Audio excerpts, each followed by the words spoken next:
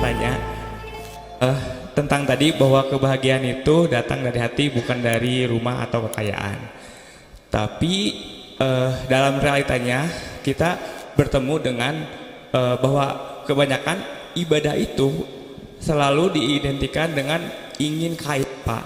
Nah, ingin apa? Ingin kaya? iya, begitu. Katakan ada yang bilang kalau pengen rumah sholawatin kayak gitu, atau misalkan pengen apa coba sholat malam kayak gitu.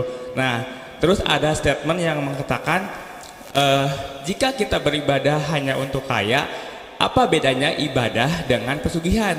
Nah, kayak gitu Pak, bagaimana pendapat Buya tentang statement itu? Terus bagaimana cara tadi Pak yang menggunjing? Kan kadang kita melihat dengan langsung atau tidak langsung bahwa ada kesalahan di masyarakat kita. Nah, kita pengen membetulkannya, cuman kita caranya dan akhirnya kita terjebak dengan obrolan kawan-kawan dengan niat saya ingin membetulkan kesalahan tersebut. Terima kasih. Assalamualaikum warahmatullahi wabarakatuh. Waalaikumsalam warahmatullahi wabarakatuh. Yang pertama tadi apa? Gini, kadang sebagian orang memberikan motivasi maksudnya, akan tapi kesadaran akan iman yang ada di dalam hatinya itu sudah sangat cukup dan tidak perlu diberi penjelasan tentang kaya dan melarat. Maksudnya gini, ada enggak orang kaya tapi kafir? Ada enggak? Enggak pernah sholat. Ayo, tadi Ustadz yang ngomong habis sholat kamu kaya, terus gimana? Di sana orang kafir. Jadi cara menghubungannya menjadi orang bisa salah paham itu nanti. Ada orang rajin sholat, Masya Allah, Imam Abu Hurairah tuh kurang sholat apa? Abu Hurairah, tapi setiap hari makannya kurang, fakir. Apa? Ayo. Jadi urusan rezeki jatah dari Allah. Urusan rezeki jatah. Kalau memang engkau jatahmu harus kaya, subhanallah, nasibmu baik, diambil mantu oleh orang kaya, dikasih modal, lancar, ketemu kawan baik, ini lancar, tiba-tiba saja kalau jatahmu kaya akan kaya. Urusan dunia sudah jatah, tidak ada urusan dengan beriman dan tidak beriman, tidak ada urusan dengan beriman. Tapi kalau ibadah, ini adalah pilihan Allah spesial. Tidak akan dimudahkan melakukan ibadah kecuali manusia yang dipilih oleh Allah. Anda tidak akan mampu mengeluarkan 1.000 rupiah kecuali Allah pilih Anda mengeluarkan 1.000 rupiah. Anda tidak akan mampu sujud sekalipun kecuali Allah pilih. Ini baru manusia pilihan kalau ibadah. Makanya jangan dihubungkan dengan dunia materi itu. Nah, sholat duha pengen kaya begitu ya. Akhirnya ngomong 20 tahun saya duhaan tetap saja begini. Karena nyalain duhaan. Karena motivasinya salah. Tapi bukan. Dunia itu sudah diberi oleh Allah. Jatahnya sudah jatah. Fulan kaya nih. Kaya hari ini, besok nyungsep juga ada. Wah, paling kaya di Tasik, besok runtuh ada.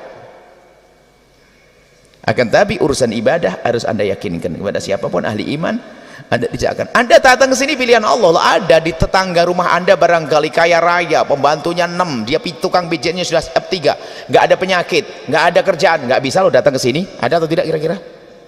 Ada kan? Nganggur hari ini.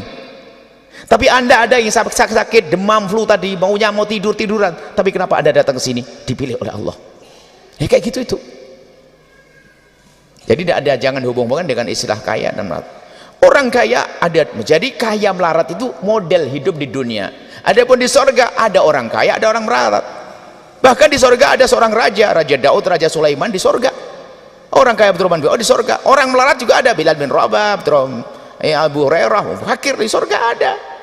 Makanya Anda jadi orang melarat jangan sampai tidak di sorga. Semoga cukup rezekinya semuanya, amin. Ya. Karena ada contoh di neraka orang fakir. Masa milih, ya sudahlah saya jadi orang fakir di neraka saja. Lah kan bodoh dia. Kalau seandainya fakir, saya pengen fakir di surga, punya iman. Jangan nyontoh, kan contoh saya ada, kan orang fakir di neraka juga ada. Saya pengen fakir di neraka, enggak ada. Sudah, saya akan beribadah. Orang kaya, ada orang kaya neraka Korun, sampai namanya masyhur di negeri kita, harta karun, itu kan dari Korun. Nah itu kan orang banyak duitnya, itu kan Korun. sehingga sampai hartanya Korun. Nah ini kan kacau. Nah coba ada orang kaya masuk neraka, masa anda milih sudah saya ingin jadi orang kaya masuk neraka? Lu kan ada contohnya Abdurrahman bin Auf orang kaya masuk surga. Kenapa kok ngambil contoh yang jelek? Kita kurang cerdas dalam memilih kadang-kadang. Jadi ibadahmu adalah pilihan Allah ya.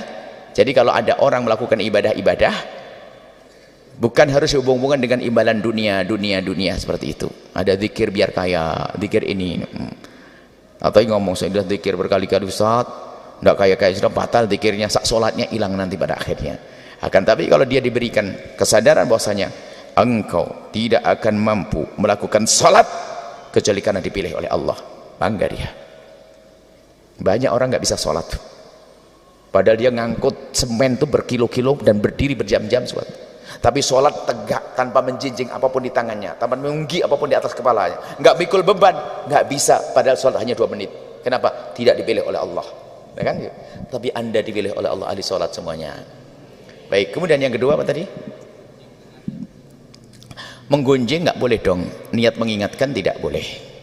Kalau membicarakan seseorang, nah tadi yang kami maksud mendoakan dan kita tidak marah adalah urusan dosa pribadi. Maksudnya ada orang menyakiti urusan pribadi anda tabah. Tapi kalau agama yang diganggu, kita harus marah. Cuman cara ada kemaksiatan menyebar, anda harus menegakkan kebenaran. Cuman caranya tidak lepas dari yang kami sebutkan. Jujur, hei yang suka ngangkat bendera Allahu Akbar misalnya, Laskar Jihad Al-Bahjah kan kita tanyakan, ente semalam tahajudan doain ndak orang yang akan ente dakwain? Jangan bohong ente.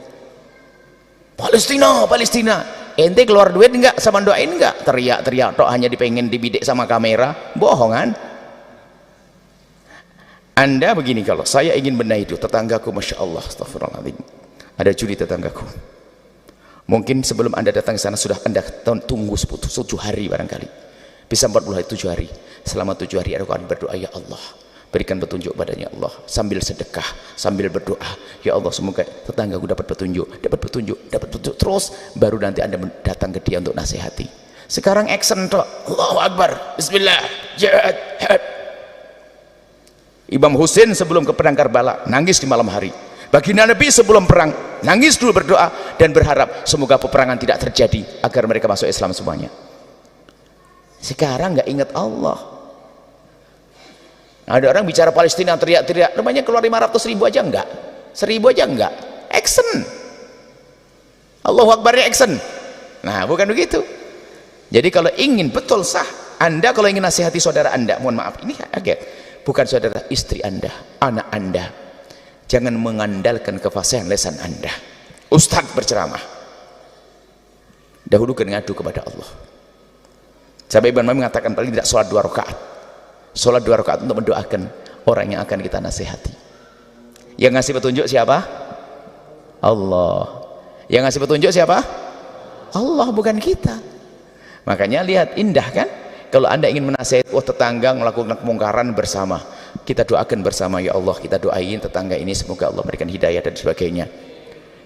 Kalau ternyata berita ini nyampe ke mereka, mungkin gara-gara kita doakan dengar dia bisa tobat kok.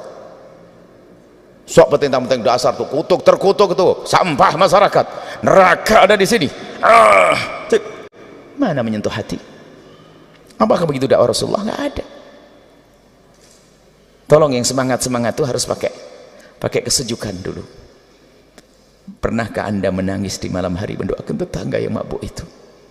Nangis loh ya, itu umat Nabi Muhammad mau masuk neraka, apalagi kepleset zina. Kadang-kadang naudzubillah penggunjing tahajudan di tengah malam sama suaminya, nangis-nangis tengah malam tahajudan, dengar suara motor, tahu motor berhenti, nurunkan seorang perempuan anak tetangga, langsung ngomong, ya ayah ada tetangga, siapa nganterin? Ada laki-laki. Astagfirullah, kok sama kayak ibunya dulu juga begitu, sering bawa laki-laki. Saya ibunya dibawa, dasar ini padahal tahajudan.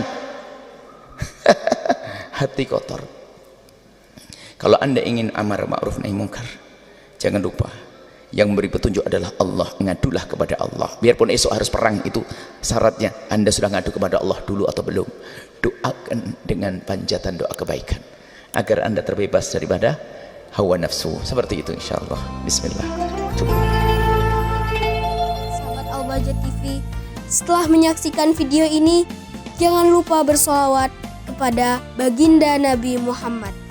Shollu ala Nabi Muhammad. Allahumma sholli alaihi wa ala alihi wa sahbihi.